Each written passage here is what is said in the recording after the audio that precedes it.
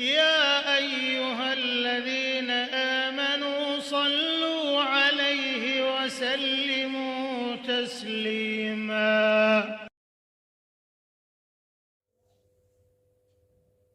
نحمده ونصلي على رسوله الكريم اما بعد فاعوذ باللہ السمیع العلیم من الشیطان الرجیم بسم اللہ الرحمن الرحیم.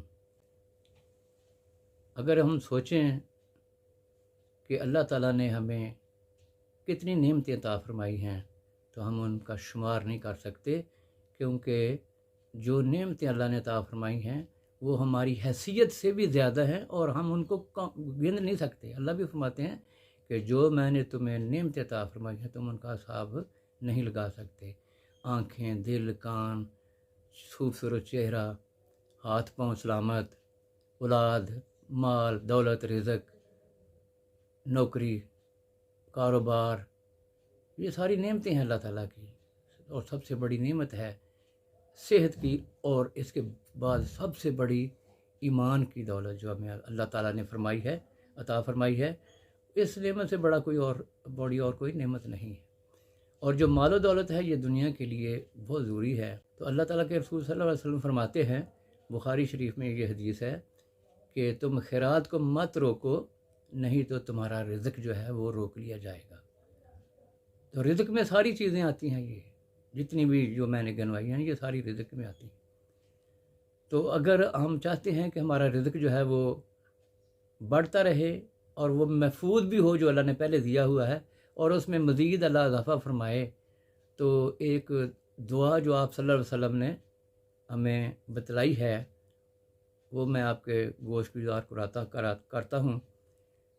اللہم انی اعوذ بک من زوال نعمتک و تحول عافیتک فجاءت نقمتک و جمیع سخطک. اے اللہ تعالیٰ، میں تجھ سے نعمتوں کے زوال سے، عافیت کے پھر جانے سے، اور تیری ہر قسم کی ناراضگی سے پناہ مانگتا ہوں.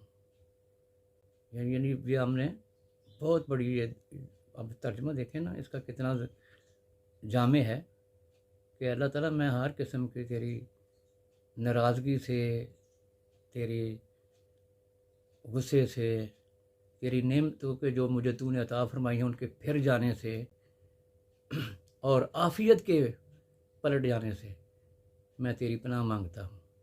تو یہ اگر دعا ہم روزانہ صبح پڑھ لیتے ہیں اور ساتھ صدقہ خیرات کرتے رہتے ہیں. صدقہ خیرات بہت بڑی بات ہے. آپ روزانہ اپنا دن جو ہے اس کا آغاز صدقہ سے کیا کریں. ضروری نہیں ہے کہ بندہ 1000 روپیہ ہی دے، جو توفیق ہے 50، 100، 200 بندہ دیتا ہے اور شروع کرتا ہے اپنا دن. تو اللہ تعالیٰ کے فضل و کرم سے انسان کا وہ دن جو ہے وہ بہت ہی اچھا گزر جاتا ہے، اور اللہ تعالیٰ اس صدقے کو بڑھا چڑھا کر ہمیں لوٹا دیتے ہیں، اس دنیا میں بھی اور آخرت میں بھی. جو خلوص دل سے دیا ہوا صدقہ ہے وہ انشاءاللہ تعالیٰ اس کا اجر عظیم اللہ کے ہاں پائیں گے. اللہ تعالیٰ ہمیں عمل کرنے کی توفیق عطا فرمائے. وما علینا الا البلاغ المبین.